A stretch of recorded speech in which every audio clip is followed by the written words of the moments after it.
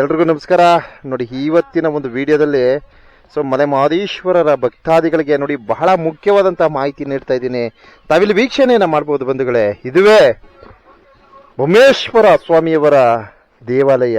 ಈ ಒಂದು ದೇವಸ್ಥಾನಕ್ಕೆ ನೋಡಿ ನಮ್ಮ ತಮಿಳುನಾಡಿನಿಂದ ನೋಡಿ ಬೆಜ್ಲಟ್ಟಿ ಅಂತಕ್ಕಂಥ ಒಂದು ಗ್ರಾಮದಿಂದ ನೋಡಿ ಮಲೆ ಮಹದೇಶ್ವರನ ಪೂಜೆಯನ್ನ ಮಾಡ್ತಕ್ಕಂಥ ತಂಬಡಿಯವರು ಅಂದ್ರೆ ಇಲ್ಲಿ ಬೊಮ್ಮೇಶ್ವರನ ಪೂಜೆ ಮಾಡಕ್ಕೆ ಅಂತ ಬಂದಿರ್ತಾರೆ.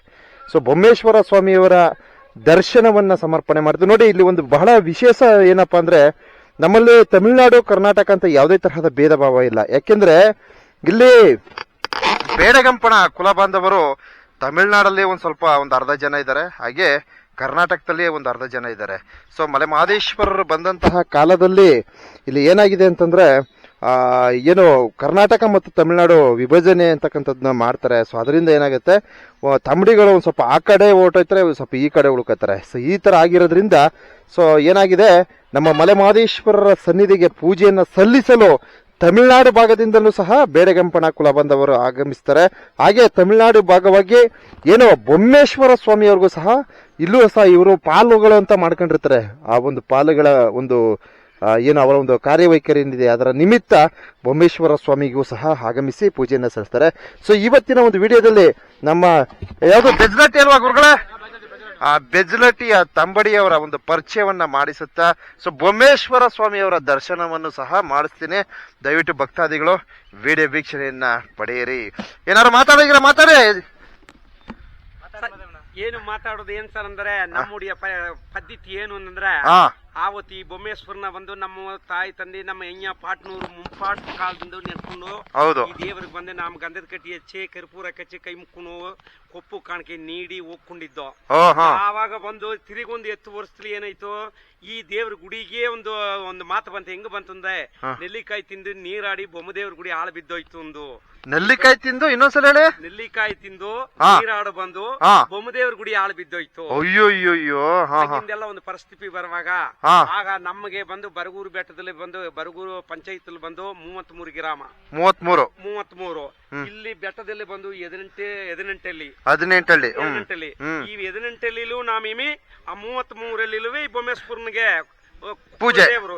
ಈಗ ನಿಮ್ಮ ಪಾಲ್ನವರು ಈಗ ಬೊಮ್ಮೇಶ್ವರ ಮಾತ್ರ ಮಾಡೋದು, ತಮಿಳುನಾಡು ಭಾಗದವರು ಮಾದಪ್ಪನಿಗೂ ಪೂಜೆ ಮಾಡ್ತಾರ ತಾನೆ? ಮಾದಪ್ಪನಿಗೂ ಮಾಡ್ತಾರೆ, ಅಲ್ಲಿಗೂ ಮಾಡ್ತಾರೆ, ಇಲ್ಲಿಗೂ ಮಾಡ್ತಾರೆ. ನಾವು ಬಾಮೇಕ್ಲೆ ಮಾದಪ್ಪನು ನಮಗ್ ಮನೆ ದೇವ್ರೆ, ಹೌದು, ಬೊಮ್ಮಪ್ಪನು ನಮಗ್ ಮನೆ ದೇವ್ರೆ.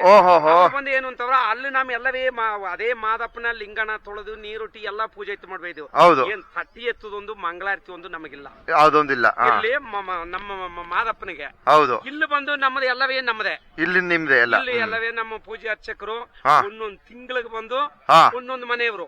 ಹೌದು, ಇಲ್ಲಿ ಬಂದು ನಮಗೆ ಈ ಪೂಜೆನ ಒಂದ್ ತಿಂಗಳ ಪೂಜೆನ ಮಾಡಿ ಮುಗಿಸ್ತಂದ್ರೆ ನಮಗೆ 4 ವರ್ಷಕ್ಕೊಂದ್ಸರಿ ನಮಗೆ ಬರ್ತದೆ. ಹೌದು, ಆ 4 ವರ್ಷಕ್ಕೊಂದ್ಸಲ ಇಲ್ಲಿ ಬಂದು ಎಲ್ಲಾರು ಬರೋದಿಲ್ಲ. ಒರಿ ತೆರಿ ನಾಮಿ ಹಾಕಿ ಎತ್ತು ಕುಟುಂಬ ಇದ್ದಂದ್ರೆ ಎತ್ತು ಕುಟುಂಬವೇ, 5 ಕುಟುಂಬ ಇದ್ರೆ 5 ಕುಟುಂಬ ಒಂದೊಂದು ಪೂಜೆ ನಾವ್ ಹಿಂಗಿಡ್ಸ್ಕೊಂಡಿದ್ರೆ ಈಗ ತಾಳಾರೆ ಬೆಜ್ಲಟ್ಟಿ. ಈಗ ಈಗ ಈ ಪೂಜೆ ಬಂದಿರೋರು ಯಾವ ಊರವರು? ಬೆಜ್ಲಟ್ಟಿ ಇವರು. ಬೆಜ್ಲಟ್ಟಿ ಇವ್ರು ಎಷ್ಟು ತಿಂಗಳಿಗೆ ಒಂದ್ಸಲ ಬರ್ತಾರೆ? ಒಂದ್ ತಿಂಗ ವರ್ಷಕ್ಕೆ? ವರ್ಷಕ್ಕಿಲ್ಲ, 4 ವರ್ಷಕ್ಕೂ. 4 ವರ್ಷಕ್ಕೂ ಒಂದ್ ತಿಂಗ.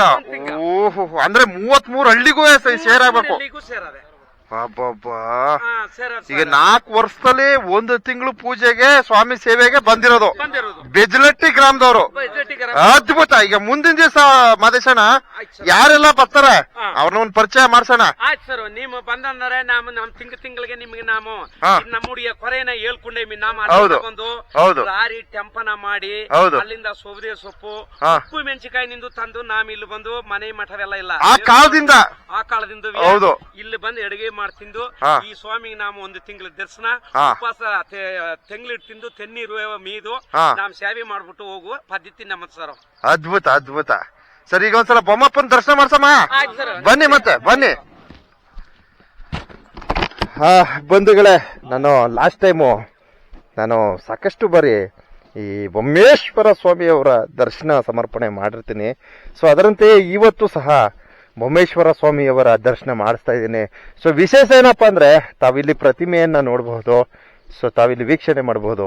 ನೋಡಿ, ಇಲ್ಲಿನ ಒಂದು ಇತಿಹಾಸವನ್ನ ಇಲ್ಲಿ ಇರ್ತಕ್ಕಂಥ ಗೋಪುರದಲ್ಲೇ ಏನೋ ತುಂಬಾ ವ್ಯವಸ್ಥಿತವಾಗಿ ತೋರಿಸ್ಬಿಟ್ಟಿದ್ದಾರೆ.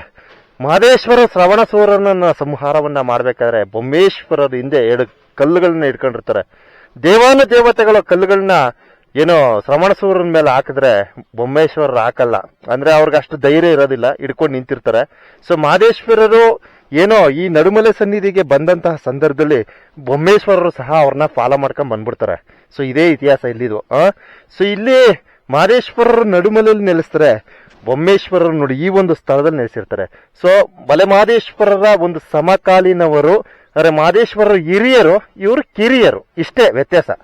ಸೊ ಇಂತಹ ಒಂದು ಇತಿಹಾಸ ಏನು ಈ ಒಂದು ಪುಣ್ಯಕ್ಷೇತ್ರದಲ್ಲಿ ಅಡಗಿದೆ. ಸೊ ಮಲೆಮಹದೇಶ್ವರ ಬೆಟ್ಟಕ್ಕೆ ಆಗಮಿಸ್ತಕ್ಕಂಥ ಭಕ್ತಾದಿಗಳು ಬೊಮ್ಮೇಶ್ವರ ಸ್ವಾಮಿಯವರಿಗೂ ಸಹ ಒಂದು ಪೂಜೆ ಪುರಸ್ಕಾರಗಳನ್ನ ಮಾಡಿ ಆಗ ಮಹದೇಶ್ವರರು ಮೆಚ್ತಾರೆ. ಅರ್ಥ ಆಯ್ತಾ? ಸೊ ಇವ್ರಿಗೊಂದು ಪೂಜೆ ಕೊಟ್ಟಾಗ ಮಹದೇಶ್ವರರಿಗೆ ಎಲ್ಲೋ ಒಂದ್ ಕಡೆ ಸಮಾಧಾನ ಆಗುತ್ತೆ. ಅರ್ಥ ಆಯ್ತಾ? ಇವತ್ತು ನಡುಮಲೆ ಸನ್ನಿಧಿಗೆ ಸಾವಿರಾರು ಸಂಖ್ಯೆಯಲ್ಲಿ ಭಕ್ತಾದಿಗಳು ಆಗಮಿಸ್ತಾರೆ, ಸಾವಿರಾರು ಸಂಖ್ಯೆಯಲ್ಲಿ ಸ್ವಾಮಿಯವರ ದರ್ಶನವನ್ನ ಪಡೀತಾರೆ. ಆದ್ರೆ ಸಾಮಾನ್ಯವಾಗಿ ಈ ಬೊಮ್ಮಪ್ಪವರ ಒಂದು ಪರಿಚಯ ಇರೋದ್ರಿಲ್ಲ. ಆದ್ದರಿಂದ ಬೊಮ್ಮೇಶ್ವರ ಸ್ವಾಮಿಯವರ ದರ್ಶನವನ್ನ ಸಮರ್ಪಣೆ ಮಾಡಿರ್ತೀನಿ. ಹಾಗೆ ನಾನು ಈಗಾಗಲೇ ಹೇಳಿದ್ದೀನಿ, ಸೊ ಬೊಮ್ಮೇಶ್ವರರು ಮಹದೇಶ್ವರನ ಹಿಂದೆ ಬರಬೇಕಾದ್ರೆ 2 ಕಲ್ಲುಗಳನ್ನ ಇಟ್ಕೊಂಡ್ ಬರ್ತಾರೆ ಅಂತ ನೋಡಿ. ಅಲ್ಲಿ ಕಾಣಿಸ್ತಾ ಐತೆ. ಸ್ವಲ್ಪ ಹೂ ಸರಿಸಿ ಸ್ವಲ್ಪ ದರ್ಶನ ಮಾಡ್ಕೊಳ್ಳಿ, ಎಲ್ಲ ಭಕ್ತರು ದರ್ಶನ ಮಾಡ್ಕೊಳ್ಳಿ. ಒಂಚೂರು ಹೂ ಸರಿಸಿ ಸಾಕು. ನೋಡಿ ಇಲ್ಲಿಂದಾನೆ ಕಾಣಿಸ್ತಾ ಐತೆ. ಸ್ವಲ್ಪ ಈ ಕಡೆ ಸರಿಸಿ ಸಾಕು. ತಾವ್ ವೀಕ್ಷಣೆ ಮಾಡಿ ಬಂಧುಗಳೇ.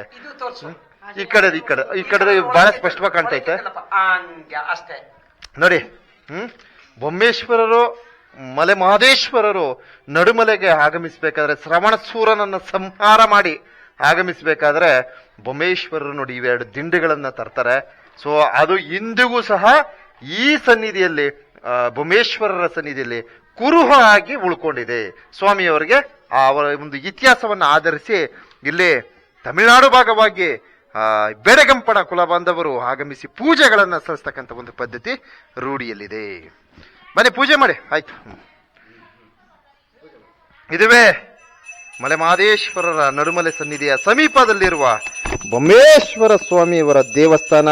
ಸ್ವಾಮಿಯವರ ದೇವಾಲಯಕ್ಕೆ ಮಲೆಮಹದೇಶ್ವರನ ಭಕ್ತಾದಿಗಳು ಹೆಚ್ಚಿನ ಸಂಖ್ಯೆಯಲ್ಲಿ ಆಗಮಿಸಿ ಸ್ವಾಮಿಯವರ ಆಶೀರ್ವಾದವನ್ನ ಪಡೆಯಿರಿ ಅಂತ ಈ ಸಂದೇಶವನ್ನ ನೀಡ್ತಾ ಇದ್ದೇನೆ. ಸ್ವಾಮಿಯವರ ದರ್ಶನವನ್ನ ಪಡೆದು ಭಗವಂತನ ಕೃಪೆಗೆ ಪಾತ್ರರಾಗಿ.